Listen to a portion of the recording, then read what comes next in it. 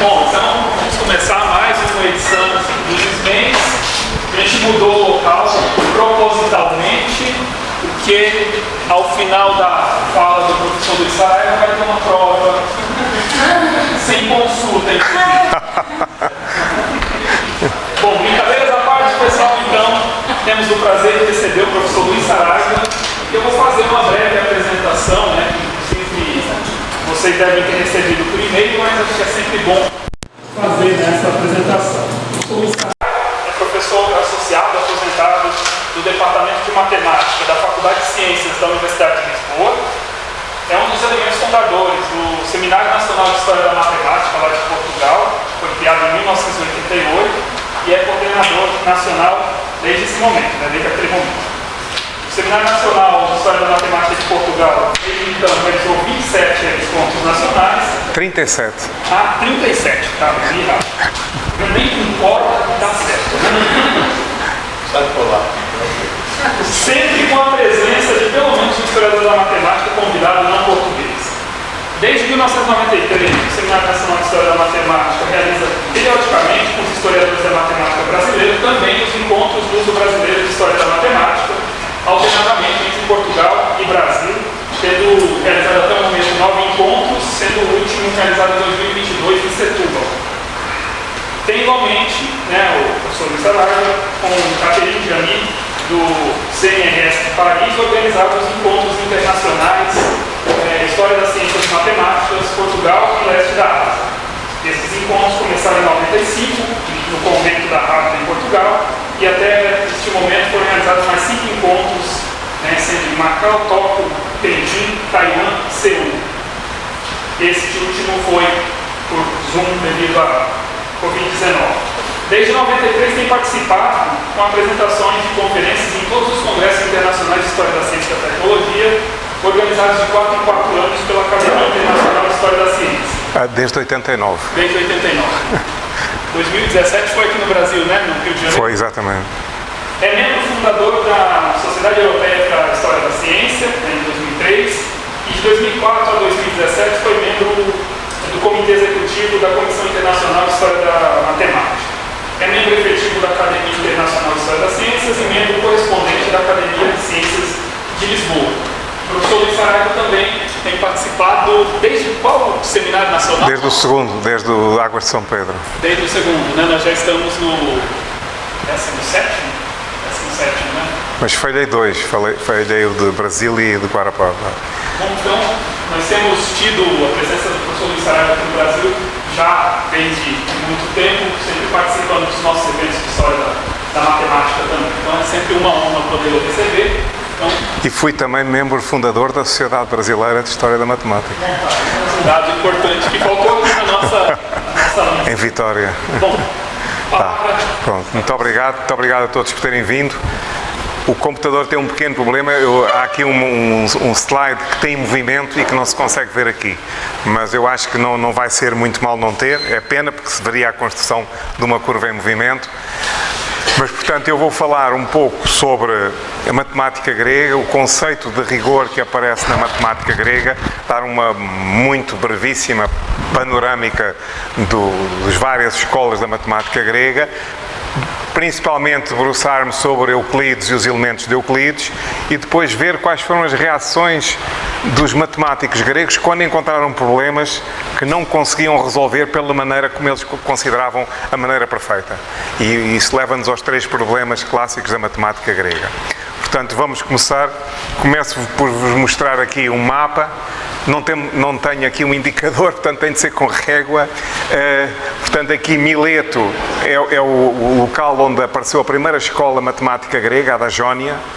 Depois, com Tales de Mileto. Aqui depois em Samos, a ilha onde nasceu Pitágoras e que se pensa que foi aluno de Tales, e mais tarde ele dirigiu-se à Itália, a Crotona, onde estabeleceu uma colónia e onde viveram os pitagóricos, onde trabalharam. Depois aqui Atenas, onde nós temos a escola de Platão, portanto a Academia de Platão e mais tarde o Liceu de Aristóteles, portanto com o seu desenvolvimento. Aqui eu indico aqui Elis e Chios porque são locais onde estão matemáticos que eu vou citar agora aqui na minha exposição.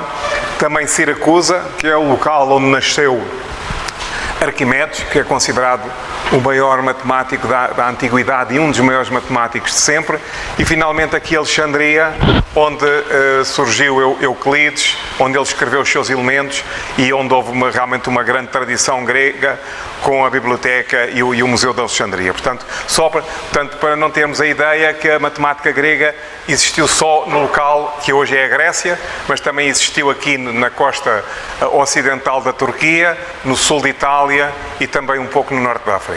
Porque há mais localidades, estas foram aquelas que me pareceram mais importantes mencionar aqui. Portanto, dando aqui alguma cronologia, muito breve, só para termos uma localização temporal. A primeira aparece Tales e a Escola da Jónia com o começo daquilo que se chama o começo da demonstração matemática. Quer dizer, as demonstrações deixam de ser apenas de casos particulares, há uma enunciação geral de princípios que são válidos para todos os casos e que eles depois utilizam aqui.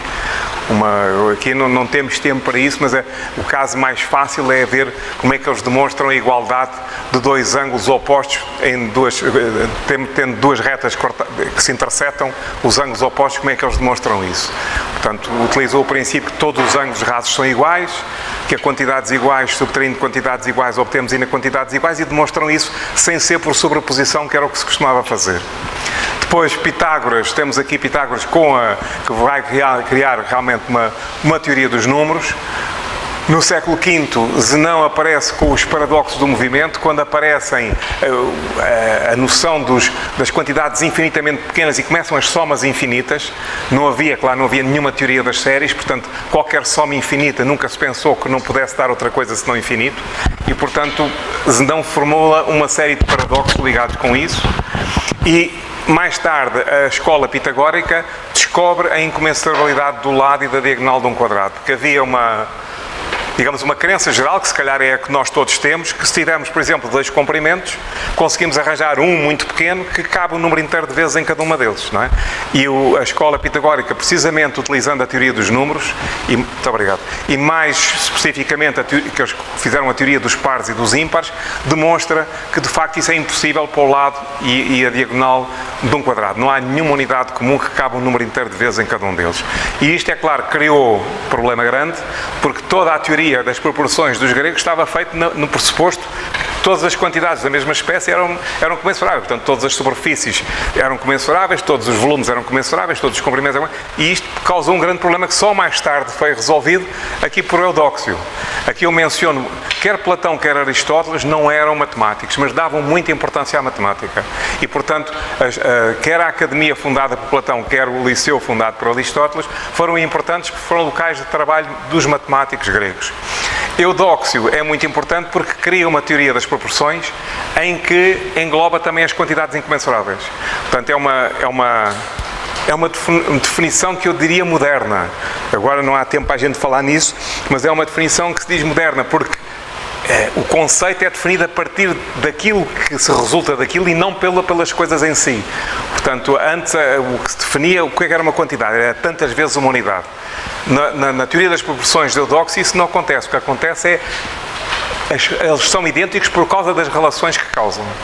Bom, portanto, Aristóteles, como se sabe, da lógica dos silogismos e depois mais tarde, então, com Alexandria, a fundação do Museu e da Biblioteca, e Euclides, que escreve os seus elementos, que de facto é um livro essencial da matemática grega. Antes, vamos ver aqui, para vermos o conceito de rigor de matemático dos gregos, vamos ver um pouco qual é a concepção do universo segundo o mundo grego. É claro, não é uma concepção única. Houve escolas que diziam, por exemplo, que a Terra girava, que a Terra não estava imóvel, mas o que era dominante era isto. Considerava-se a Terra o centro do universo, imóvel, e o universo dividia-se aquilo que estava acima da Lua e abaixo da Lua. Portanto, supralunar e sublunar. O supralunar era o domínio da perfeição, da imutabilidade, da invariância. As estrelas estavam encostadas em esferas transparentes que giravam em torno da Terra. enquanto que o que estava entre a Lua e a Terra era, pelo contrário, portanto, digamos, era o oposto, o domínio da imperfeição, da transformação, daquilo que se podia degradar, daquilo que podia desaparecer, que era perecível. E, portanto, na transposição que eles fizeram para a geometria, só havia duas figuras que eles consideravam perfeitas: a circunferência e a reta. Porque em nenhuma há pontos privilegiados, não é? A circunferência, todos os pontos estão à mesma distância de um ponto interior, não é? Mas os pontos entre si não há qualquer distinção, não é? Portanto, têm todos a mesma validade. E para as retas, é preciso aqui dizer que os gregos não falavam no infinito. Portanto, escusavam-se. Portanto, para eles, reta era um segmento de reta. Podia-se prolongar, mas não havia prolongamentos infinitos, não é? Portanto, podíamos talvez falar no infinito potencial, mas para aqui agora não interessa. Portanto, para a reta a mesma coisa. Todos os pontos, mesmo os pontos de extremo, não tinham privilégio em relação aos outros. Portanto, eram as duas figuras perfeitas no universo grego. E, portanto, se eram as duas figuras perfeitas, as suas demonstrações seriam perfeitas se só utilizassem esses dois conceitos, da circunferência e da reta. E, portanto, nas suas materializações, para fazer a circunferência era o compasso, para fazer a reta era uma régua. Mas é preciso dizer que a régua não era graduada. Portanto, a régua era mesmo, não havia marcações de distâncias. Era uma régua que não tinha qualquer marcação, e o compasso também não permitia transpor distâncias. Quer dizer, se vocês tivessem o compasso, por exemplo, sobre uma folha de papel, se levantassem da folha de papel, aquilo fechava imediatamente. Portanto, não permitia igualmente transpor distâncias. Portanto, eram as duas coisas que eram... Portanto, as demonstrações que se consideravam perfeitas eram aquelas que só utilizavam estas duas coisas: a régua não graduada e o compasso. Bom, portanto, sobre Euclides, portanto, para dar uma introdução a Euclides, muito pouco se sabe sobre Euclides. Pensa-se que terá aprendido matemática na Escola Platónica de Atenas e que terá ensinado e trabalhado no Museu de Alexandria, na sua biblioteca. E, excluindo a Bíblia, nenhuma obra teve tantas edições, mais de 1000 edições desde a primeira impressão em 1482. E até nós não chegou nenhuma cópia original. Portanto, o que acontece é que da matemática grega havia pessoas que eram os comentadores que estavam encarregados de copiar, não é? Portanto, até à altura da imprensa só se podia copiar os manuscritos, não é? Copiava-se e eles juntavam comentários, e por isso é que se chamam comentadores. E, portanto, o que chegou mais antigo, inicialmente, até o século XVIII, tinha sido uma versão apresentada pelo comentador Teon de Alexandria, que era do século IV depois de Cristo, portanto, cerca de 7 séculos depois do Euclides. Mas que se pensa que as demonstrações que ali estão não diferem no seu essencial daquilo que fez o Euclides. E um pouco mais tarde descobriu-se um manuscrito na Biblioteca do Vaticano, que data do século X, mas que não é cópia deste texto do Teon e que se pensa que é anterior, de uma versão anterior. E, portanto, comparando as versões existentes todas, o investigador dinamarquês Heiberg compilou, cerca de 1880, uma versão que se pensa ser a mais perto possível do original de Euclides. Mais tarde, em 1908, o inglês Thomas Heath traduziu este texto grego para inglês, foi publicado na Dover e continua a ser republicado e atualmente está disponível na Dover. É claro que a versão do Thomas Heath já tem mais de 100 anos, não é?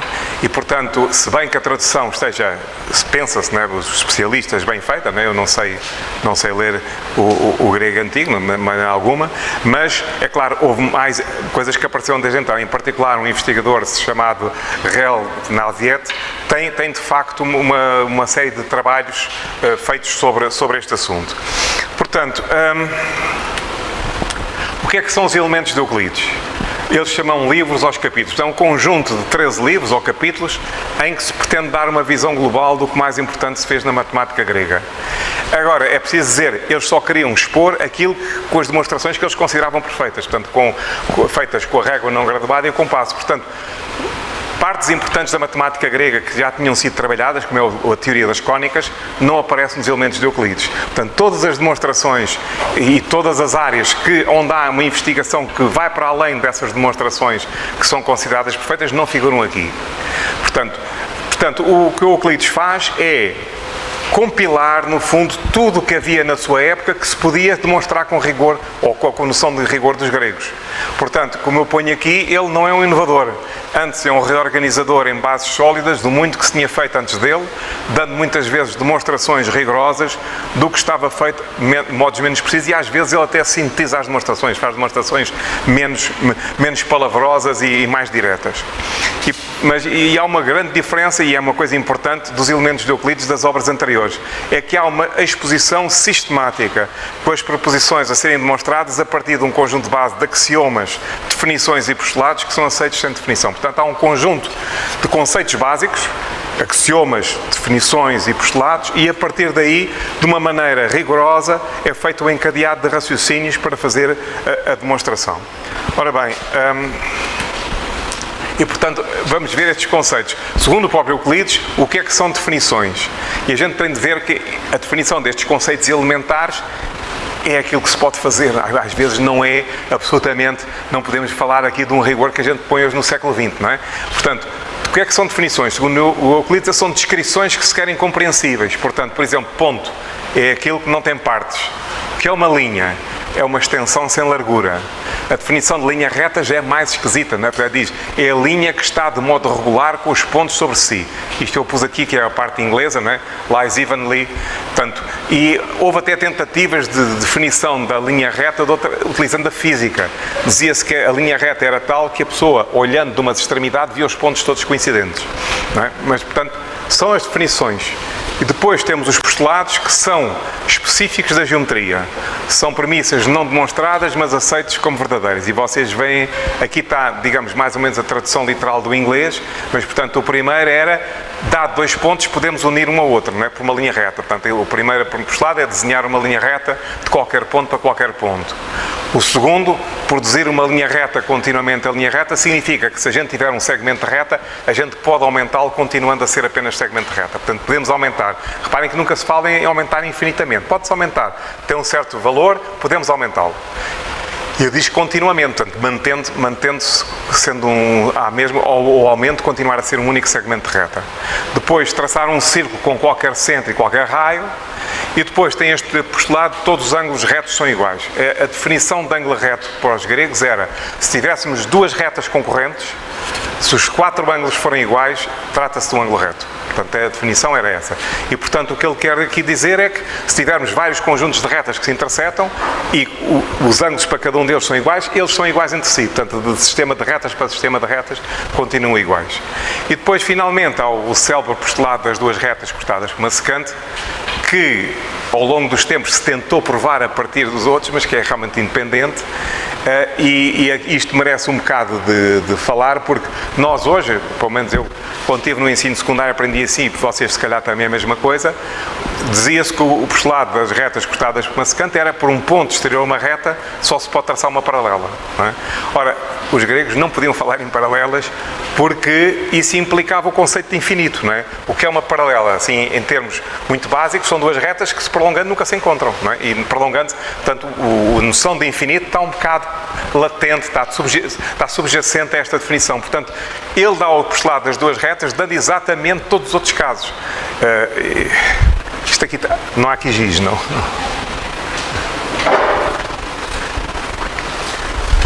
Já agora aproveito. É só uma. Portanto, o que acontece é o seguinte: se a gente tiver duas retas cortadas com uma secante, o que ele diz é o seguinte: se a soma dos ângulos alternos internos, portanto, se a soma destes dois ângulos for inferior a um ângulo raso, portanto, a dois ângulos retos, prolongando estas retas, elas encontram-se. É este o postulado. O que é que acontece? Se for superior, em vez de ser deste lado, elas encontram-se do outro. Qual é o único caso em que isto não fala? É quando a soma dos dois ângulos é um ângulo reto, que é precisamente o caso em que elas são paralelas. Portanto, é um postulado que, no fundo, exclui com o único caso em que elas não se encontram, que é o caso que nós sabemos que elas serem paralelas. Portanto, o postulado é dado desta maneira, precisamente para não falar em paralelo e, portanto, não ter subjacente o conceito de infinito. Depois, temos o conjunto de axiomas ou noções comuns, como o nome indica, são coisas aceitas como verdadeiras e que se aplicam a tudo, não só à geometria, mas a todos os casos. E como vocês veem, duas coisas iguais, uma terceira, são iguais entre si. Se nós tivermos quantidades iguais e somarmos quantidades iguais, continuamos a obter quantidades iguais. Se tivermos quantidades iguais e subtraímos quantidades iguais, elas dão restos iguais. Aqui é preciso ter uma limitação, é porque os gregos não tinham números negativos e, portanto, para subtrair era necessário que fosse uma quantidade mais pequena. Portanto, não era inimaginável estar a subtrair uma quantidade maior. Portanto, se tivermos duas quantidades e subtrair a ambos outra uma quantidade mais pequena, eles dão restos iguais. E depois tem aqui um axioma que não está bem entre os axiomas, mas está indicado como axioma, é que diz que coisas que coincidem são iguais. Ou seja, está aqui a vir-se com um conceito da geometria, portanto, que estaria melhor nos postulados em vez dos axiomas. E isto está aqui por uma razão muito específica, é que as demonstrações do Euclides são todas utilizando a régua não graduada e o compasso, mas há 2 ou 3 demonstrações em que ele vai fazer por coincidência. É uma que, no fundo, posso pôr aqui, mas isto não ocupa muito. É o seguinte, se nós tivermos 2 triângulos que têm um lado igual e que têm os ângulos da base também iguais, ele demonstra que eles são iguais, mas o que ele faz vai fazer sobreposição. Vai meter este aqui, depois como este comprimento é igual, este outro ponto fica aqui, e depois como estes ângulos são iguais, eles vão aqui, vão cruzar-se e estes pontos também se vão sobrepor. E portanto é uma fundamentação para dizer se eu consigo sobrepor as figuras, elas são iguais. E depois finalmente o último, o todo é maior que a parte, pronto. Portanto temos aqui o sistema de postulados portanto os 3 sistemas base, definições, postulados e axiomas, e depois é utilizar lógica para fazer as demonstrações. Antes de passar a um desses, vou só dar aqui o esquema básico da estrutura dos elementos de Euclides. Portanto, aqui estes livros estão aqui a azul porque era o que se costumava ensinar. Mesmo quando em Portugal se faz a reforma da universidade em 1772, continua apenas a ensinar-se o conteúdo destes 6 primeiros livros, não se ensina mais do que isso. Portanto, os primeiros 4 livros sobre geometria plana, figuras retilíneas e circunferências, o livro 5º, a teoria das proporções de Eudóxio, e o livro 6º, a aplicação desta teoria às grandezas retilíneas e à geometria plana. Depois há todo um outro conjunto, há aqui 3 livros que basicamente é aplicar a teoria das proporções, é uma teoria dos números, é aplicar a teoria das proporções aos números, portanto voltam-se a obter uma série de propriedades que estão aqui nestes 2 livros aqui, e depois uma classificação de quantidades irracionais no livro 10º, e depois passa-se a 3 dimensões no livro 11, equivalentes tridimensionais de muitos dos resultados bidimensionais dos primeiros 6 livros. O livro 12, utilização do método exaustão para o cálculo de áreas e volumes, isto é, o cálculo de áreas e volumes de superfícies e volumes que não são limitados por ou superfícies retas ou, portanto, não são por superfícies planas, não é? Portanto, é um método de exaustão, um método de aproximação que não vale a pena a gente estar agora aqui a falar dele. Aliás, quando se for falar aqui um bocado da área do círculo, acaba por se falar um bocadinho do método de exaustão.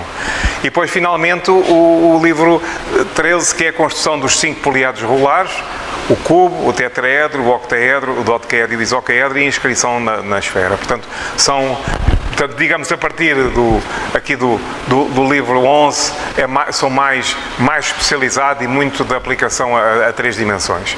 Ora, portanto, eu vou começar por... Não vou estar muito a fazer demonstrações dos elementos de Euclides, vou realmente começar por falar de uma coisa que é... Euclides, a primeira coisa que quer fazer é, dado um ponto, marcar aí uma distância. Portanto, tem um ponto dado, não é? Tem um ponto dado aqui, tem uma distância, e ele quer pôr esta distância aqui. É claro que se formos nós pegamos na régua, medimos aqui e colocamos aqui sem qualquer problema. Mas isso implica usar a régua graduada e não graduada. Portanto, ele vai fazer isto de uma maneira diferente e vai começar por uma outra proposição, que é isto. A primeira proposição que ele precisa é esta: construir um triângulo equilátero com um lado dado, para poder fazer essa segunda. Portanto, como é que é isto? Nós temos aqui este segmento AB, e portanto o que ele faz é, concentra em A, traça uma circunferência de raio AB, é esta circunferência aqui, e depois concentra em B, traça uma circunferência de igual raio, vai passar aqui por E. Elas interceptam-se num ponto C. Ele agora utiliza as propriedades da circunferência, não é? Uma circunferência, os raios são todos iguais, portanto da circunferência de centro em A, o AB e o AC são iguais. da circunferência de centro em B, o BA e o BC são iguais, portanto duas coisas iguais, uma terceira são iguais entre si, portanto estes dois lados também são iguais. E portanto construiu aqui um triângulo equilátero. A partir daqui, porque é uma característica dos elementos, que é uma coisa realmente que é feita mesmo bem pensada, é porque o primeiro resultado é para ser aplicado no segundo, o segundo para ser aplicado no terceiro, o primeiro, o segundo e o terceiro possivelmente serão aplicados no quarto, portanto é uma coisa muito bem estruturada. E portanto ele agora para o segundo, que ele quer basicamente é isto, nós temos aqui o ponto A e temos aqui o comprimento BC, e ele quer pôr o comprimento BC aqui em A. Então o que é que ele faz? Começa por unir o A a B, não é? Há um postulado que diz que se pode fazer isso, e construir o triângulo equilátero, que é a primeira proposição. Depois prolonga os lados DA e DB, também diz que se pode sempre prolongar, e depois concentra em B, traça a circunferência de raio BC.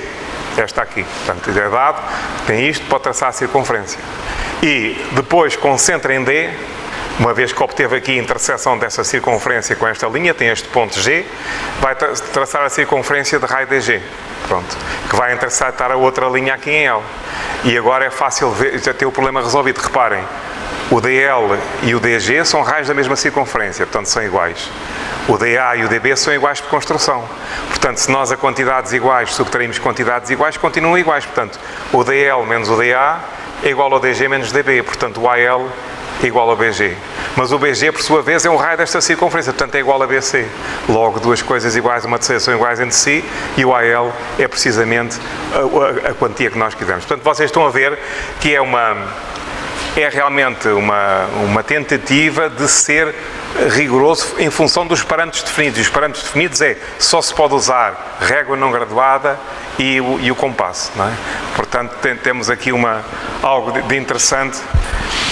Agora, o que acontece é que isto não dá para todos os problemas. Há problemas que não se conseguem resolver com a régua não graduada e o compasso, e que são chamados os três problemas clássicos da geometria grega, que é a duplicação do cubo, portanto, dado um cubo, obter outro cujo volume seja duplo, a trisseção do ângulo, dado um ângulo arbitrário, porque alguns ângulos podem-se dividir só com a régua não graduada e o compasso, mas para um ângulo arbitrário isso não se consegue fazer.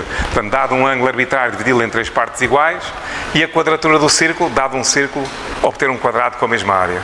E hoje está demonstrada a impossibilidade da sua demonstração. Só foi feito no século XIX, portanto, mais de 2000 anos depois destes problemas terem surgido, mas está demonstrada a impossibilidade da demonstração apenas com uma régua não graduada e o compasso, devido a estarem envolvidos números irracionais. E, portanto, vamos ver, então, em termos de hoje, como é que é. Portanto, para o problema da duplicação do cubo, nós temos um cubo do lado S e queremos um cubo do lado X, tal que X ao cubo seja 2S ao cubo. Portanto, temos um cubo cujo volume seja duplo de um dado. E, portanto, isso significa, tirando aqui a raiz, que X é igual a S, raiz cúbica de 2. Para a trisseção do ângulo em geral, temos sempre um problema, porque o π está sempre envolvido, não é? Os 360 graus são 2π. Portanto, este matemático francês, o Pierre Vancel, provou em 1837 a impossibilidade da resolução destes dois problemas só usando o compasso e a régua não graduada. Ele transformou isso num problema de álgebra, de soluções de equações de um problema de álgebra, e demonstrou de facto que é impossível fazer só com a régua não graduada e com o compasso. Para a quadratura do círculo, tem a mesma coisa. Portanto, nós queremos um quadrado cuja área, x ao quadrado, seja igual à área do círculo, não πr ao quadrado. Portanto, significa mais uma vez que temos o x igual a r raiz de π. Aqui foi um matemático alemão, o Carl Louis Ferdinand von Liedman, que com um artigo que escreveu em 1882 sobre o número π, provou que π é transcendente. E ser transcendente é um número que não é solução de nenhuma equação algébrica com coeficientes racionais, que é um pouco mais do que ser só irracional, porque se fosse só irracional não se conseguia provar. Mas sendo transcendente, consegue-se realmente provar que o problema não é resolúvel só utilizando e o compasso, a régua não graduada e o compasso. Já o Lambert tinha provado muito tempo antes, em 1768, que o π era irracional. Mas só com a prova que se trata também do número transcendente é que se consegue demonstrar que de facto não é possível resolver o problema só com o compasso e com a régua. Então vamos ver como é que os gregos fizeram isto. Para a duplicação do cubo, a primeira contribuição importante vem deste matemático grego, Hipócrates de Chios, que reduziu o problema a um problema de proporções. Reparem, o problema inicial o que é? É dado um S, encontrar um x, tal que x ao cubo é igual a 2s ao cubo.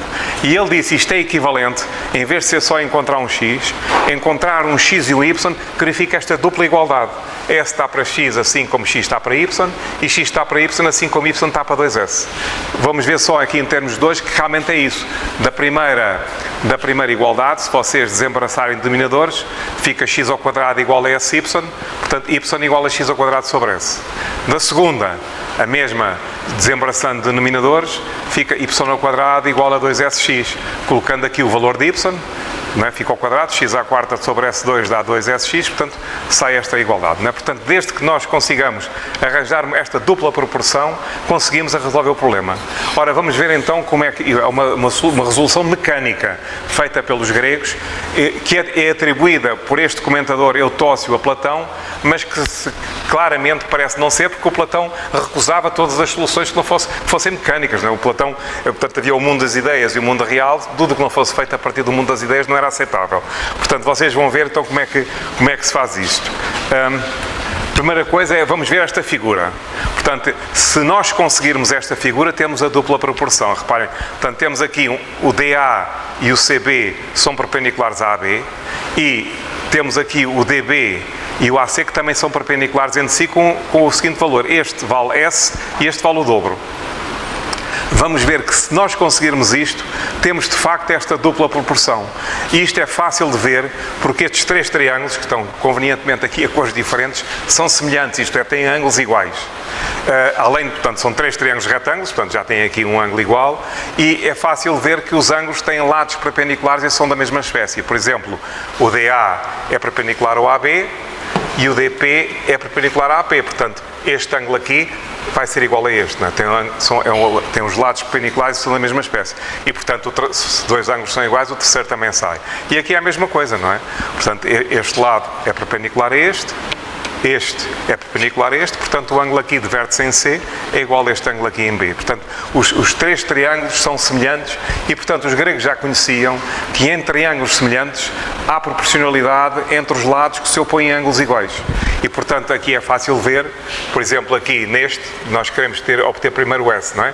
Portanto, o S que se opõe aqui a este ângulo com uma linha está para o X, que é o que se opõe aqui a este ângulo com uma linha, assim como o X, que se opõe a duas linhas, está para o Y, que se opõe aqui a duas linhas. Portanto, esta primeira igualdade é feita a partir destes dois. E agora, a partir destes dois, é possível a segunda, não é?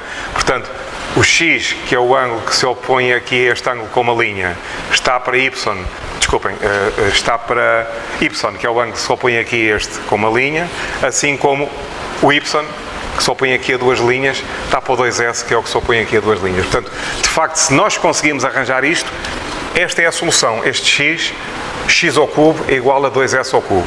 Então, vejamos como é que os gregos fizeram isto. Pode ser uma madeira em ângulo reto, e depois temos aqui duas hastes perpendiculares, em que estes dois comprimentos são fixos, o 2S e o S é fixo, e estas duas são hastes que se podem retrair ou aumentar. E, portanto, o que interessa é manter sempre esta haste aqui e depois variar a altura de maneira que a perpendicular que caia daqui venha cair aqui em cima. Como é que se faz isso? Eu tinha um bloco de madeira também fazendo aqui um ângulo reto, que iam empurrando até conseguirem que isto ficasse aqui justo. E então, ficando assim, fica exatamente a figura que nós tínhamos e, portanto, este comprimento aqui era a solução do problema. Portanto, eles chegavam à solução do problema, mas não tinham a solução que queriam, não é? Queriam uma solução só utilizando o compasso e a régua não graduada, mas de qualquer maneira tinham o problema resolvido. Bom, portanto, vejamos agora um outro, que é relativamente à trisseção do ângulo. A trisseção do ângulo vai-se obter a primeira curva não euclidiana, portanto, a primeira curva que não é uma circunferência. Eles vão utilizar uma curva que é chamada a quadratriz, que vai ser utilizada pelos geómetras gregos Hippias de Eli e Dinostrato para conseguir a trisseção do ângulo e a quadratura do círculo. Agora, a curva é a composição dos movimentos. tinha aqui mais à frente a composição em movimento, mas infelizmente este computador não permite reproduzi-la, mas acho que vamos perceber bem como é que isto funciona. Portanto, pensem neste segmento DC e pensem neste segmento a descer paralelamente a si próprio até ao AB. E agora, isto, como vocês veem, é um quarto círculo, portanto isto é uma circunferência de raio AD. Pensem no raio AD também a percorrer este quarto ciclo até se sobrepor aqui. E, portanto, o que eles fizeram, a gente já vai ver isto, é uma figura intermédia que ajuda a ver isto, a composição dos dois é, à medida que este vai descendo paralelamente a si próprio, esta aqui vai fazendo isto. E a interseção dos dois em cada momento vai dar a curva. Vamos ver aqui, eu aqui cortei isto em 10 partes iguais e o ângulo também está dividido em 10 partes iguais. Portanto, quando aqui desce uma parte, aqui o ângulo também avança uma, a interseção está aqui. Quando aqui desce duas, aqui avança dois ângulos, fica aqui. E assim sucessivamente, aqui desce três, aqui também anda três partes. Portanto, vocês estão a ver que o movimento permite obter esta curva, que é a quadratriz. Portanto, infelizmente este seguinte devia ter movimento e devia ver-se o movimento. Infelizmente não se vê, mas eu acho que fica relativamente claro isso. E, portanto, vamos ver como é que ele fazia então a triseção do ângulo. Ele usava três propriedades das proporções. Estão aqui a cores diferentes. Portanto, se temos duas proporções, A está para B, assim como C está para D, e A' está para B', assim como C' está para D', se multiplicarmos termo a termo, mantém-se as proporções. Portanto, o A' está para B', assim como C' está para D'. Outro, se nós tivermos uma proporção A está para B, assim como C está para D, então trocando, mantém-se a proporção, não é? B está para A, assim como D está para C, não é? Se 1 está para 2, assim como 2 está para 4, invertendo, 2 está para 1, assim como 4 está para 2, não é? E uma última que é, se temos uma proporção, A está para B, assim como C está para D, se o B for mais pequeno do que o A menos B também está para B, assim como C menos D também está para D. Portanto, como é que ele faz isto? Portanto, a nossa quadratriz, eu devia ter posto aqui uma cor diferente, é esta. É o DM. É o BM. Portanto, vamos supor que o ponto já está aqui. Portanto, ele já está a descer, o ponto está aqui. Então, o que é que acontece? Como há uma relação entre estes movimentos, esta propriedade vocês compreendem facilmente. A totalidade do percurso que se faz no movimento circular está para aquilo que ainda falta percorrer, portanto, se ele está aqui, ainda falta percorrer o ED, assim como a totalidade do percurso neste movimento retilíneo está para aquilo que ainda falta percorrer, que é o FH. Pronto. E, portanto, escrevendo isto de uma maneira mais simples, portanto, o BED corresponde a π sobre 2, não é? Aqui, este aqui, ED é a soma dos ângulos φ e θ, e, portanto, ficamos com esta expressão, não é? Se o ponto, em vez de considerado, for este, temos a mesma coisa. Temos o percurso todo, que é o π sobre 2, está para aquilo que falta percorrer, que é só o θ, assim como este comprimento todo que está aqui, o AB, está para aquilo que ainda falta percorrer, que é o LM. E, portanto, o que é que se faz aqui? Neste, vamos usar esta propriedade, vamos trocar, não é? Portanto, θ está para π sobre 2, assim como LM está para AB, e depois vamos multiplicar termo a termo as identidades 1 e 2, portanto, vamos aplicar este aqui. E vamos simplificar, que aparece o π sobre 2 dos dois lados, portanto, vai cortar, vai ficar θ está para φ mais θ, assim como deste lado, o LM vai estar para o FH. Não é? E, portanto, ele aqui troca novamente, fica φ mais θ está para θ, assim como FH está para LM, e, portanto, agora vai aplicar esta propriedade aqui, e, portanto, onde é que isto está? Portanto, fica φ mais θ menos θ, que é φ, está para θ, assim como FH menos LM está para LM. Ora, o FH menos o LM é o KH. E, portanto, vocês veem que está aqui uma relação que exprime a relação entre o ângulo φ e o ângulo θ e o comprimento FK e KH. Portanto, isto dá a divisão que nós quisermos. Portanto, se queremos, por exemplo, dividir isto em três partes iguais, basta que o θ seja metade deste. Não é? Se o θ for metade deste, isto é uma terça parte. E, portanto, basta que este aqui seja metade deste. Mas pode ser qualquer outra divisão. Se quisermos dividir em 5 partes, em 10 partes, portanto, isto permite dividir um ângulo no número qualquer de partes iguais. Portanto, isto é a utilização da quadratriz. Mas não foi só assim. Portanto, isto foi um dos métodos que se utilizou. Uma outra curva que foi inventada para resolver este problema foi esta que se chama conchoide. que é o conchoide? É uma curva que temos aqui um ponto que se chama polo, aqui uma reta que é a diretriz e aqui uma distância fixa que eu pus aqui a verde, que é a AB, que é o A, desculpem. Portanto, o que é que ele faz? Fazem-se passar retas por C, sucessivamente, e a partir do ponto onde eles interceptam a diretriz, marca-se A. Portanto, sucessivamente vão-se marcando e vai-se fazendo esta linha, não é? Portanto, este foi um processo utilizado por este matemático, o Nicomedes, para fazer a trisseção do ângulo. Vamos ver um instrumento que foi construído precisamente para fazer essa curva. Isto é um pensar simples, mas é fácil. É como se nós tivéssemos aqui uma peça em madeira e fizemos aqui um corte longitudinal de maneira a simular o segmento de reta, não é? Portanto, isto seria a diretriz.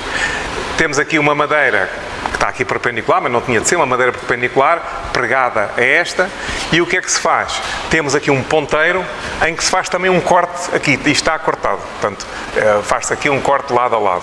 Então, o que é que se faz? Se a gente pensar em termos deles, punha-se um prego por aqui, portanto, preso à madeira de baixo. E aqui punham-se um prego sobre o indicador, não é? E aqui no fundo é um ponteiro onde se punha tinta.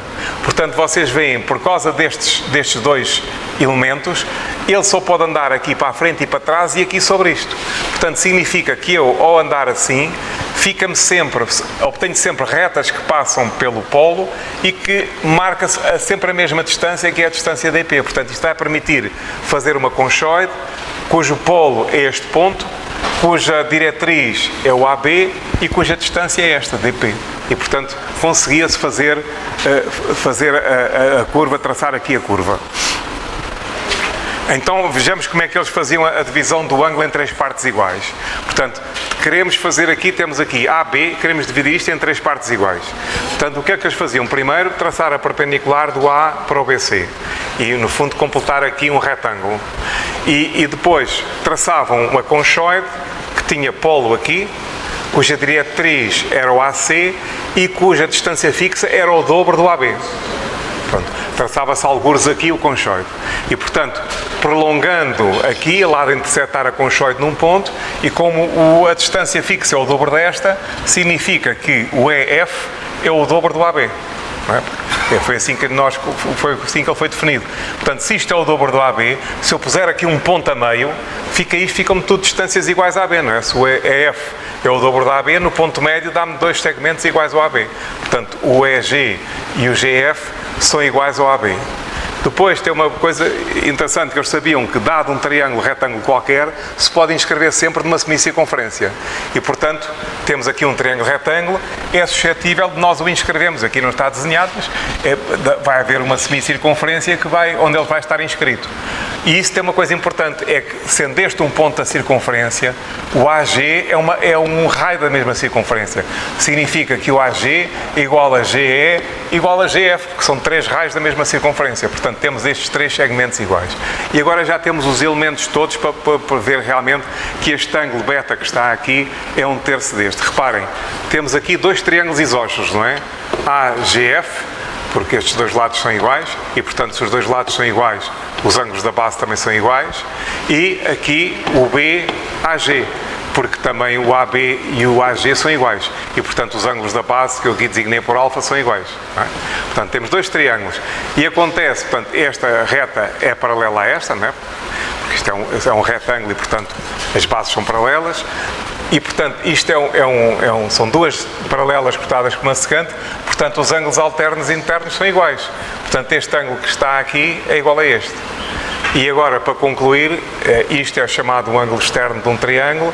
O ângulo externo de um triângulo é igual à soma dos internos não adjacentes, não é? Portanto, este alfa igual a beta mais beta, o alfa igual a 2 beta. Portanto, temos aqui que o alfa é 2 beta, ou seja, o beta é um terço do alfa. Portanto, temos aqui, reparem, enquanto a demonstração anterior servia para dividir um ângulo em qualquer número de partes, aqui não, este só serve mesmo para dividir um ângulo em três partes iguais, não é? E, portanto, é uma outra contribuição que, obviamente, não está com os parâmetros do rigor da matemática grega, mas que permite, efetivamente, dividir um ângulo em três partes iguais. Vamos ainda ver uma última uma última maneira de fazer a trisseção, este processo devido ao Arquimedes, mais tarde, não é? E é um processo que só falha porque utiliza uma distância fixa, marcada, não é? Então, suponhamos que nós queremos dividir o triângulo AOB em 3 partes iguais. Então, o que é que ele faz? Primeiro prolonga o OA, faz esta linha, não é? E depois traça a semicircunferência de raio OA que eu ponho aqui igual a B. E então o que é que ele faz? Esta distância D, ele coloca numa régua e no fundo tem aqui a régua e vai inclinando a régua até finalmente ela passar por B. Portanto, tem um extremo sobre a linha e outro extremo sobre a circunferência. Portanto, ele começa aqui a andar, começa a girar, até que finalmente passa por aqui. Este ângulo que aqui está é o ângulo que é pedido. Também é fácil de ver isso, porque mais uma vez vamos ter aqui 2 triângulos isósceles, não é? O DO e o OB são raios da circunferência, portanto são iguais, portanto temos aqui um triângulo isósceles, os ângulos da base são iguais, não é? Portanto temos aqui, este ângulo aqui é igual a este. Este, por construção, é igual ao D, portanto temos este lado aqui CD é igual a DO, portanto temos aqui também um triângulo isósceles, estes 2 são iguais. Então, se nós formos ver aqui quanto é que é o alfa é o 180 graus menos Q, menos este ângulo, que é o beta, e menos este. Ora, este o que é? É o 180, o π, menos a soma destes 2, não é? Portanto, é o π menos 2 θ. Mas o θ é igual a 2 beta, portanto, é o π menos 4 beta, portanto, isto vai dar menos beta mais 4 beta dá 3 beta. Portanto, de facto, este ângulo aqui é o triplo deste. Claro, o que é que falha aqui para os critérios de rigor da matemática grega é que se está a utilizar uma distância marcada. Não se pode fazer isso. Portanto, temos aqui vários processos de ver como é que se faz a trisseção do ângulo. Quanto à quadratura do círculo, que é o último problema em questão aqui, como eu ponho, nenhum outro problema na antiguidade exerceu uma atração tão forte que o de obter um quadrado dar igual a um círculo dado. Os egípcios já tinham dado uma solução aproximada, tomando para o lado do quadrado 8/9 do diâmetro do círculo. Portanto, se vocês forem ver, 8/9 do diâmetro é 8/9 de 2 vezes o raio. Fazendo aqui as contas, dá 3,1329 r ao quadrado. Portanto, já é um valor bastante perto do πr ao quadrado. Nós vamos ver a solução apresentada por Dinostrato, que também utiliza a quadratriz, mas não vamos fazer a demonstração dele de uma igualdade, porque isso era uma demonstração que é feita por dupla redução absurda e que nos leva bastante tempo. Primeiro vamos ver a questão do círculo. A área, portanto, era fácil de obter as áreas limitadas por linhas retas, porque era tudo triângulos e quadrados e retângulos, portanto isso conseguia-se fazer. Agora, para o círculo, o que eles faziam era empiricamente determinavam, portanto era conhecido, e já vamos ver, a área do círculo era igual a um retângulo, cujos lados eram o semiperímetro e o raio. Como é que eles faziam isto? Isso tanto se pode fazer por triângulos, por um polígono circunscrito ou inscrito. Eu fiz com inscrito, mas com circunscrito era a mesma coisa. Portanto, colocamos aqui um polígono regular inscrito com n lados. Os lados todos iguais, eu pus B1, B2, B3, Bn para dizer que eram n, mas eles são todos iguais. E, portanto, sendo um polígono com n lados iguais, temos aqui n triângulos todos com a mesma área. E a área já sabemos que é a altura vezes a base sobre 2, não é? E, portanto, se somarmos todos, não é? Fica o H vezes B1 sobre 2, mais o H vezes B2 sobre 2, mais o H vezes B3 sobre 2, portanto, pomos o H sobre 2 em evidência, fica o H sobre 2 vezes o perímetro. Portanto, esta área do polígono inscrito é dada pelo seu perímetro sobre 2 vezes o H. Ora, o que é que acontece se nós aumentarmos o número de lados? Vocês veem que se nós aumentarmos o número de lados, portanto, se formos, por exemplo, sucessivamente duplicando o número de lados, sempre mantendo todos iguais, a área do polígono vai se aproximando da área do círculo, não é? E a altura do triângulo vai se aproximar também do raio. E, portanto, embora isso não fosse demonstrado, eles perceberam claramente que, no limite, a área do círculo era o semiperímetro vezes o raio, não é? Portanto, não era uma intuição que, mais tarde, o Arquimedes provou isto rigorosamente, precisamente com o método de exaustão, mas isto servia já para eles terem uma ideia de como é que isto se fazia. Então, como é que ele faz isto para a utilização da quadratriz? Reparem, portanto, nós temos aqui, mais uma vez, aqui um quadrado, uma circunferência, no fundo é a circunferência de raio A, e, portanto, nós queremos fazer a quadratura do círculo de raio A. Portanto, ele utilizou a quadratriz, e, portanto, é uma demonstração por dupla redução absurda que eu não vou aqui fazer porque ele deslava muito mais tempo, mas em que ele demonstra que o segmento de curva BD está para o segmento BC, assim como o segmento BC está para aqui. Portanto, ele prova isto. Portanto, ele relaciona um comprimento de curva, ou de um quarto de circunferência, com o comprimento de 3 segmentos da reta. Ora, é fácil obter um outro segmento de reta que verifica a mesma igualdade. Não é? Se nós chamarmos C a BC, estes 2 segmentos, e D a AQ, é fácil arranjar um segmento B que verifica a mesma igualdade. Eu mostro-vos já aqui a seguir, utilizando o teorema de Thales, é muito fácil. Nós marcamos, temos aqui 2 retas concorrentes, marcamos aqui C e D, unimos isto, voltamos aqui a marcar C, traçamos uma paralela e pelo teorema de Thales temos que B está para C, assim como C está para D, não é? Portanto, imediatamente obtemos um segmento. Não. Portanto, isto dá-nos o quarto de circunferência. Portanto, 2B dá-nos a semicircunferência. Então, portanto, a área do círculo é igual a um retângulo lado 2B e A. E agora é fácil obter um X que verifica isto. Basta nós colocamos aqui num segmento DB, prolongamos por A e construímos a semicircunferência que tem por diâmetro 2B mais A. E traçamos a perpendicular aqui no ponto de interseção. E depois aqui é fácil, mais uma vez temos aqui 2 triângulos semelhantes, é fácil nós vermos que verificam esta igualdade. A está para x, assim que somos x está para b, ou seja, x ao quadrado é igual a 2b vezes a. Não é? Os 2 triângulos são triângulos retângulos, os lados, mais uma vez, os ângulos têm lados perpendiculares da mesma espécie, não é? O AD é perpendicular ao DB, não é? O AC é perpendicular a este, não é? Portanto, este ângulo é igual a este vai ser igual a este, e, portanto, como lados opostos, há proporcionalidade entre lados opostos a ângulos iguais em triângulos semelhantes, e, portanto, temos esta relação, não é?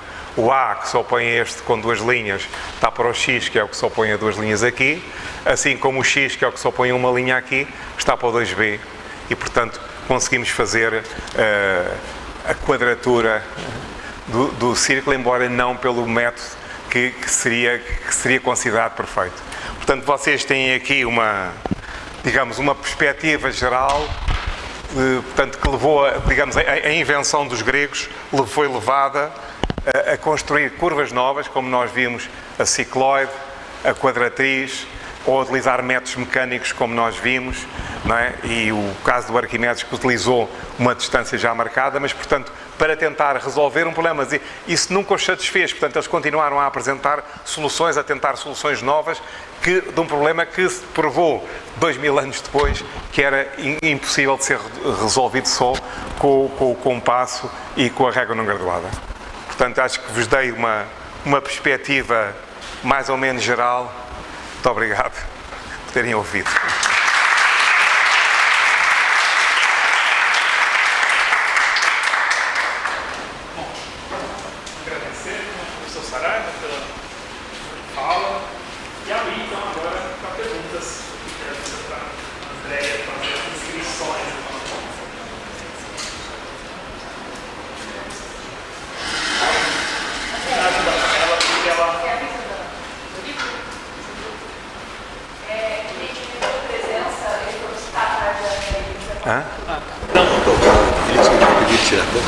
Não é só assim. Pronto. Eu troquei aqui, trocou o centro.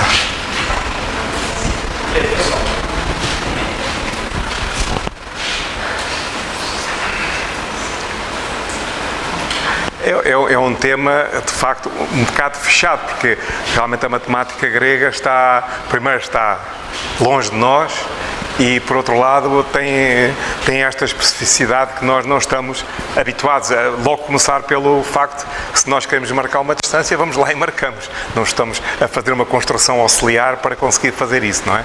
Mas isso era acho eu, como eu pensei, um conceito de perfeição que eles queriam fazer. Portanto, Natália, depois Marquinhos. Boa tarde, professor. Boa tarde, pessoal. Agradeço a Natália, né, sua aluna de doutorado aqui. E agradecer a palestra, né, muito legal ver todas essas ideias, relembrar muita coisa de matemática. E eu acho que é isso que você falou, né? Tipo, a gente tem esse estranhamento em relação a essas ideias, eu acho que pode ter a ver também com a ideia de visão de mundo que os filósofos gregos tinham na época. Né? Exatamente. Você pensar que o mundo é o centro, né? Tipo, hoje em dia é muito comum, tipo, senso comum você pensar assim, a gente é um planeta no universo. Mas é por conta de que a educação já está bem popularizada e tudo mais, né? Mas assim, quando você não tem computador, você não tem internet, você não tem toda essa coisa que vem com a modernidade agora, né, até hoje, você pensa assim, mano, como é que a gente pode pensar matemática, um rigor matemático, uma demonstração só com esses dois instrumentos? E você vê que dá pra você demonstrar tanta coisa, né? Você chegou até a mostrar a quadratura do círculo e me lembrou muito as aulas de cálculo. Né? Você pode talvez adaptar, né, para o ensino de limites, né, para as pessoas na graduação também ter esse contato com a história e ver outras perspectivas. Né? Mas assim, só parabenizar mesmo porque muita coisa que eu não sabia e tipo, você conseguiu trazer de uma maneira muito sintética. Obrigado.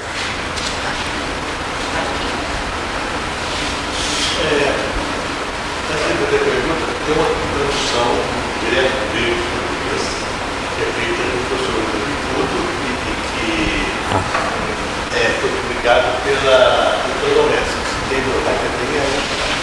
É muito importante dizer isso, eu por acaso tínhamos esquecido, porque o professor Irineu traduziu diretamente do grego e foram muitos e muitos anos, nós até a certa altura pensámos que ele não havia de acabar, mas realmente é muito importante isso, porque é a primeira tradução que há para português diretamente do grego, portanto não é uma tradução feita ou a partir do latim ou a partir do inglês, é uma tradução feita por uma pessoa extremamente capaz e com imenso valor e portanto é como o Marquinhos, ou Marcos, desculpa, professor Marcos, desculpem lá que às vezes sai-me isto, mas o Marcos falou que de facto é uma contribuição muito importante dentro do mundo cultural português, e brasileiro, língua portuguesa. Porque a gente sabe que existe uma diferença grande entre a educação portuguesa e do Irineu, na maneira em como eles são enunciados, principalmente os axiomas e os postulados. E você usa não a tradução feita em português. Você tem alguma... Eu trabalhei sobre a tradução do Thomas Ries, portanto não por acaso não fui ver a do Irineu, nem por acaso sabia que havia diferenças na relação aos axiomas e postulados, não sabia, portanto não parti do princípio que seria o mesmo. Não, a pergunta vem porque logo que saiu a tradução do Irineu, um dos nossos amigos portugueses, com certeza, ele manifestou o estranhamento da forma da... Posso saber quem foi? Posso saber quem foi? Particularmente eu posso. É amigo nosso, amigo público. E estranhamento sobre a maneira, certo? Literalmente não gostou da tradução. Mas isso que eu ia perguntar, diferença em que sentido? Na maneira de... Eu estava tentando lembrar, eu estou procurando. O doutor vai discordar, mas tem que saber disso. Tem para discordar. Eu fiquei curioso, justamente por não sabia essa manifestação de um amigo nosso, e aí eu falei, será que existe alguma... Vai ter diferenças? Não, eu por acaso não, quer dizer, nem pensei que pudesse haver diferenças a esse nível. Quando faz a tradução, de certa maneira, ele faz uma adaptação da maneira de ser enunciado mais moderno. Pois, não sei. Ok. Porque a gente não deu livro, né? Pena a gente não deu livro. Tem os dois livros. Mas, de qualquer maneira, a gente tem o livro, tem o isso, tem na sala de história, tem a tradução francesa. Porque até Isso é mais comum, olha. É muito mais comum que as traduções. A gente compara traduções. Você fala dos postulados? Eu tenho os postulados também. Eu o da época. É o modo, né? Fique postulado. Boa tarde, professor. Tá, depois eu falo. Eu sou Rosa, Monteiro, Tá. sou professora. professora da Unesp também, de Guaratinguetá, atuo aqui no programa. Eu sou professora de geometria euclidiana na graduação, né? Então, para mim, a sua fala foi assim, muito boa, parabéns. Obrigado. Muito esclarecedora, muito clara. Eu estava comentando com algumas pessoas aqui que foram meus alunos, inclusive de geometria euclidiana, né? O modo pelo qual a gente visitar os gregos, né? Entender como é que essas demonstrações eram feitas são importantes, até para a gente compreender o modo pelo qual se faz matemática hoje. Mas voltando à questão do livro do Neil, Marcos, eu penso assim, o que eu vejo lá, e aí talvez, né, por ele ter feito a tradução direto do grego para o português, o modo pelo qual ele usa as palavras, né, há um estranhamento. Então, quando você pega a tradução para o inglês, já há uma adaptação. E o que a gente percebe na tradução do Irineu, ele não fez uma adaptação. Ele realmente traduziu literalmente. Né? Então, há essa diferença de linguagem. Então, talvez aí seja... Talvez seja... o modo pelo qual fala, né? Então, Roger, passa para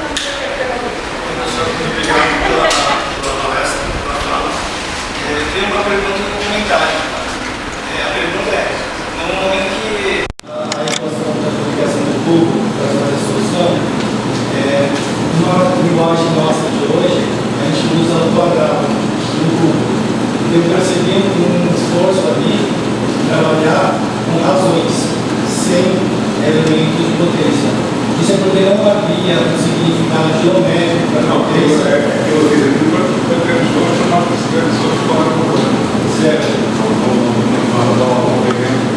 Essa linguagem de potências na matemática grega. Sim, isso é a pergunta. Não existe, aquela passagem é nossa. Não existe. Não, aquilo foi uma coisa que eu fiz para nós entendermos como é que era hoje o problema. Só. Okay.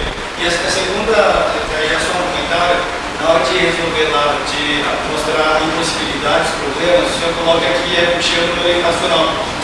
Se for, na verdade, raiz de 2 ele é consultivo, né? É porque ele chega a alguma coisa diferente de raiz de 2, irracional é diferente de raiz de 2, né? Não percebi, desculpa. É que se o senhor poderia voltar na parte dos problemas e impossibilidades do problema, por favor?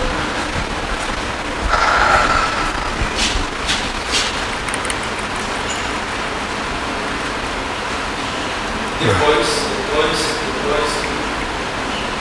Não. Depois. Não. Aí. Agora. Eu estava só... Aqui é irracional. Não dá certo. Tá bem. Não, o que ele aqui refere é que ele só consegue provar que é impossível porque, além de ele ser irracional, é também um número transcendente. E por ser transcendente é que ele não pode resolver com a régua e com o compasso. Porque ele diz em relação, por exemplo, ao raiz de 2, isso pode-se construir um número raiz de 2 com a régua e compasso. Basta pôr a diagonal de um quadrado de raio do lado 1, exatamente. Então. Boa tarde, professor. Obrigada. Foi bem legal, assim, ver eu estagiando no Instituto de Geometria Euclidiana plana, né? E a gente trouxe um pouco da parte de como a geometria vista também, né, na questão dos livros, né? E de acordo com a época, e é legal poder ver que algumas coisas se mantêm de uma forma, de uma estrutura mesmo, que a gente vê que é só uma forma de lidar com determinada representação. Por exemplo, aí eu estava comentando, a Rosa tinha uma coisa que você ia fazendo ali, né?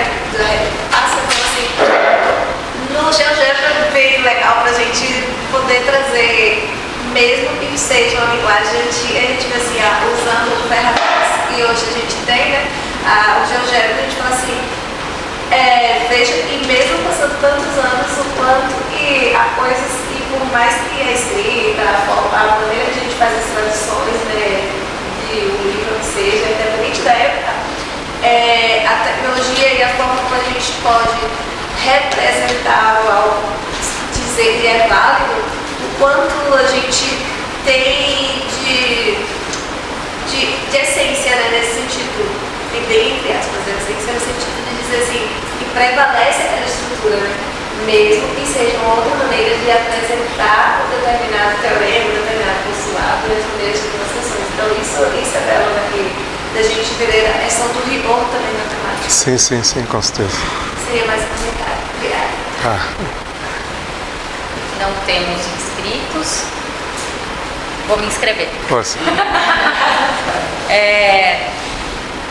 Você trouxe, professor, essa questão do rigor, né? Sim.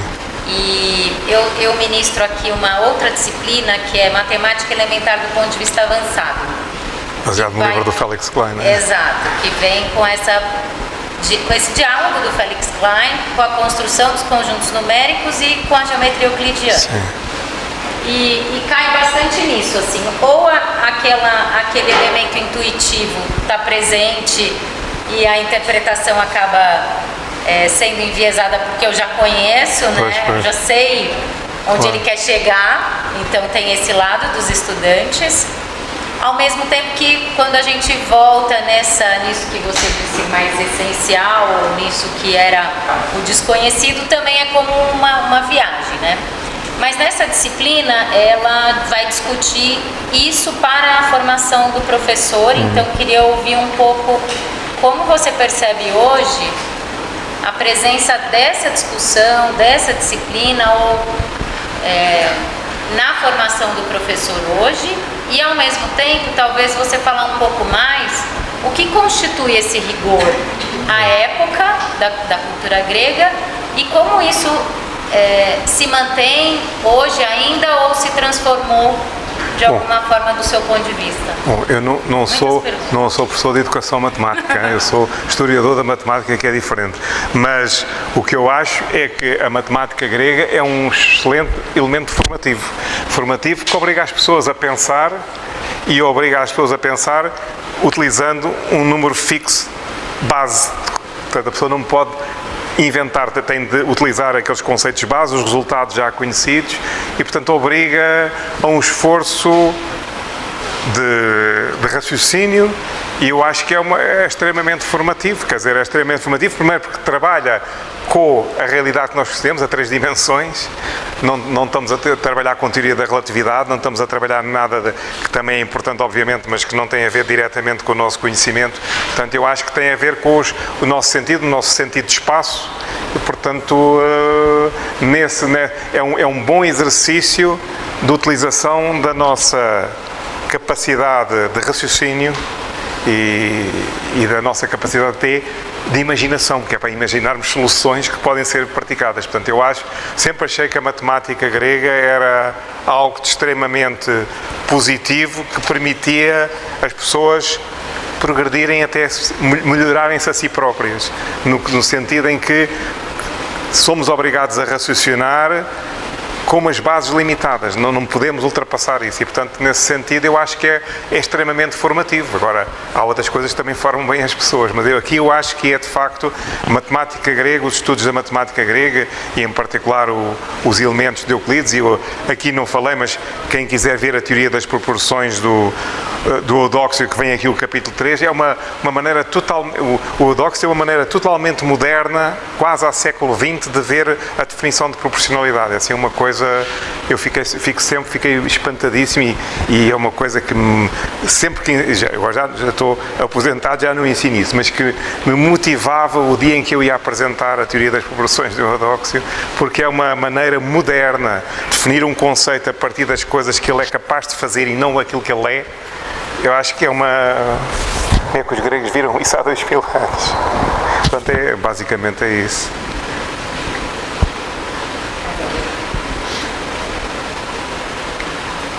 Ana Gabriel. Pode colocar um slide? Eu acho que é muitos desses. Mas volta mais. É na parte dos elementos. Quem? Este? Mais uma. Essa parte mesmo.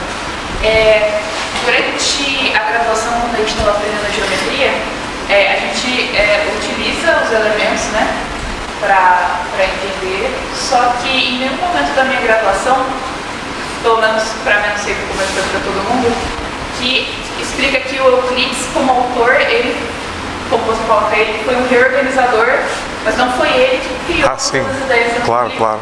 E eu queria saber como, historiador, você, o campo vê essa questão de identitária de o nome do Euclides ser o autor do livro, mas ele não ser a pessoa que criou todos os elementos, porque a gente sempre cita, segundo Euclides, todas as Pois, é a segunda, a maneira como Euclides explica, isso Sim. ele não é, ele, por exemplo, tem outras coisas, tem um tratado das cónicas também, mas de facto, quanto aqui a geometria, de facto isto é uma compilação do que havia.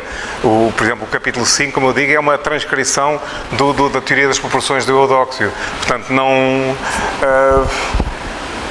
eu sempre vi o Euclides como não como um inovador, como um reorganizador. Tudo o que eu li sobre o Euclides indicava-o sempre como reorganizador e não o autor. É claro que, de uma maneira simplificada, de facto, as demonstrações que estão aqui, muitas delas, foi ele que as fez. Foi ele que simplificou e, como eu digo, foi ele que fez esta exposição sistemática. Portanto, a partir de definições, postulados e axiomas, e a partir daí fazer um encadeamento. Portanto, digamos, de alguma maneira, não sendo o autor original, ele também é autor. Mas só nesse sentido, não é? Não sei, é claro, é verdade que quando eu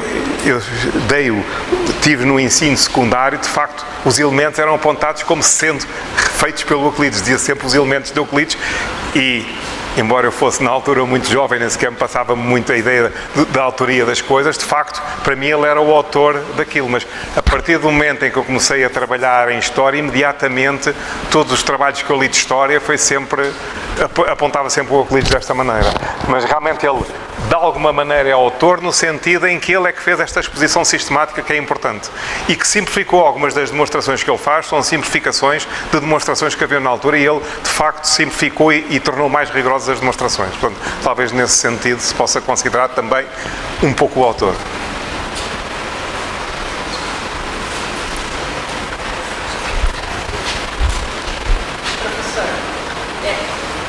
Só mais uma pergunta, agora ele vai falando e aí vai vindo as ideias, né? Então, como você diz aí, né, o Euclides é autor, ele simplificou algumas demonstrações, tornou mais compreensíveis e rigorosas. E aí eu posso pensar, esse rigor, né, que o Euclides traz, é só em termos do encadeamento lógico das demonstrações que ele constrói, ou também por conta das figuras, das imagens? Eu acho que é mais o encadeamento, porque, por exemplo, o Euclides nunca duvida que, dados dois pontos, há só um segmento de reta que os une. E não há nada que diga que não há mais do que um segmento. Não é? Portanto, há uma série de questões que podemos colocar a posteriori que o Euclides não considerou. Agora, o que ele fez foi gigantesco, portanto, não. Estar a apontar pequenas coisas a uma pessoa que faz um trabalho gigantesco é quase mesquinhez. Mas de facto tem razão, não é? Portanto, mas eu acho que essencialmente o que ele faz é unificar e apresentar como um todo sistemático e rigoroso um conjunto de ideias sobre geometria. Mais alguém?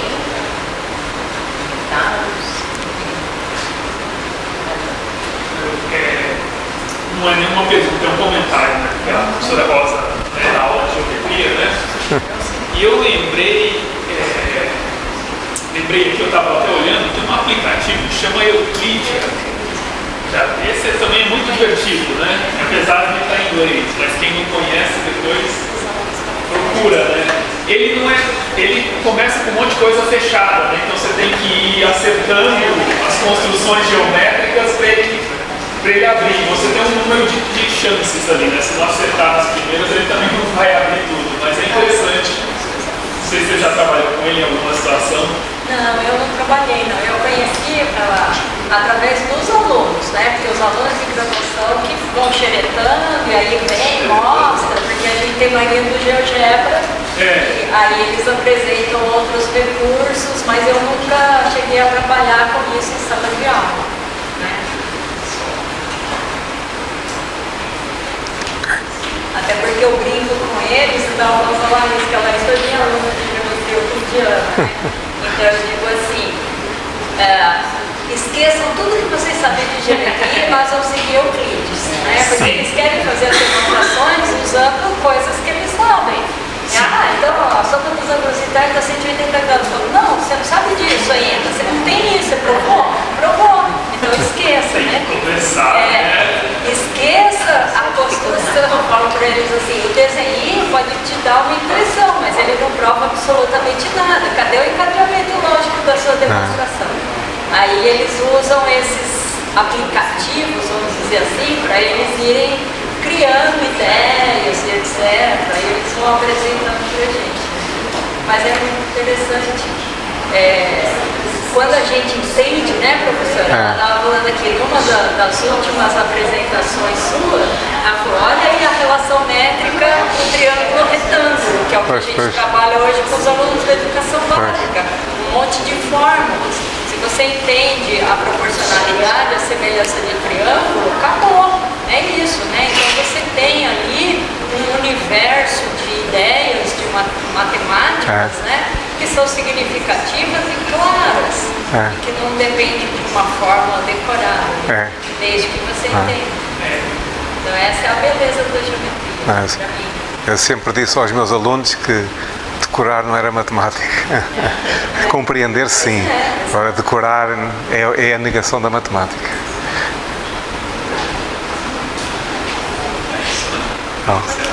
Tá. Muito obrigado a todos por terem vindo. Gostei também de falar para vocês.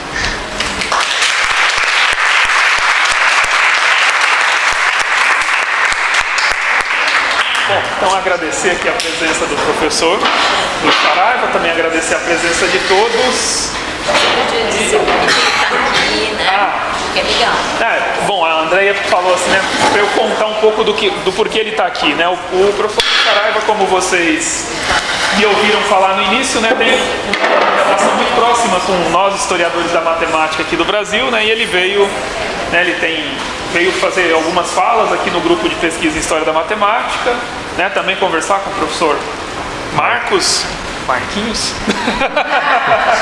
sobre projetos de pesquisa, né? Então, e sempre que possível, né, o professor Saraiva está aqui nos visitando. É verdade. O Lucas Mazzi, né, o professor Lucas Mazzi, estava lembrando que ele esteve aqui em 2019, né? Então tem 5 anos. Ele fez uma outra apresentação no INSMEN. Então, e o ano passado também estive. O ano passado também, né? Todo ano que tem na história, os anos ímpares, antes do seminário, normalmente antes, né? Ele vem passando o plano. Então esse ano está diferente. Esse ano está diferente. Aí tem alguns outros seminários, certeza, já está programado. Para o ano que vem já. Ele aparece sempre que ele pode ver para mim. Para o ano, se tudo correr bem, antes do encontro em Pelotas, estou aqui. Pois é, então o professor Luiz é o matemático português mais brasileiro que tem. Então é isso. Muito mais.